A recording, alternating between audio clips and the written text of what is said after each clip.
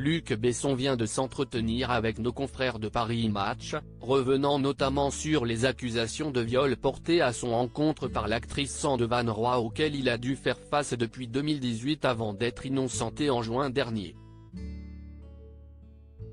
En juin dernier s'est achevée l'une des affaires les plus emblématiques de #Métaux. En effet, la Cour de cassation a définitivement écarté les accusations de viol formulées en 2018 contre le cinéaste Luc Besson par l'actrice Sandy Van Roy. Cette décision mettait alors un terme définitif à cette procédure initiée en 2018, durant laquelle Luc Besson a été systématiquement innocenté, s'était félicité Thierry Marambert, l'avocat du cinéaste. Cette semaine, ce dernier revient sur cette affaire dans les colonnes de Paris Match. Le réalisateur du Grand Bleu explique notamment avoir été sidéré la première fois qu'il a pris connaissance de ces accusations. Avant de se retrouver rapidement démuni devant une telle situation.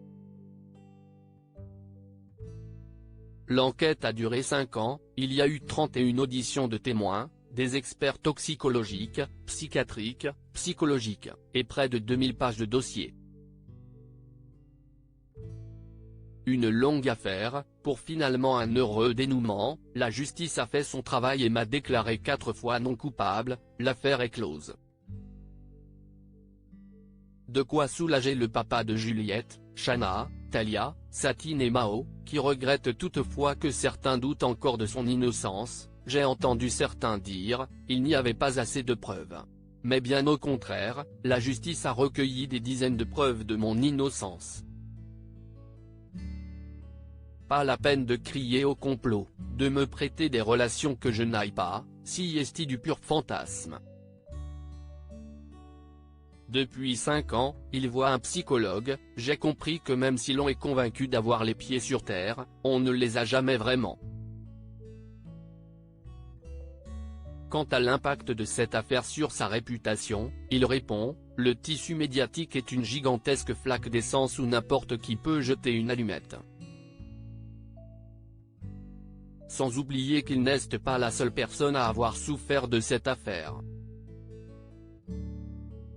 Il pense alors à sa femme Virginie, qui s'est retrouvée humiliée et insultée publiquement, je l'ai trahi alors qu'elle avait toute confiance en moi. La vraie victime, si est-elle. S'il admet être le premier responsable de cette situation, il ne comprend pas pour autant pourquoi personne n'a essayé de la protéger. Cette affaire ne change cependant rien à son regard sur les mouvements féministes et la libération de la parole chez les femmes, les agressions envers les femmes, quelle qu'en soit la nature ou la forme, sont odieuses et inacceptables. Enfin, Luc Besson réagit à sa présence cette semaine à la Mostra de Venise, où il présentera son film Dogman. Il a hâte de le montrer aux spectateurs, de voir comment ils vont réagir, car le reste est moins important.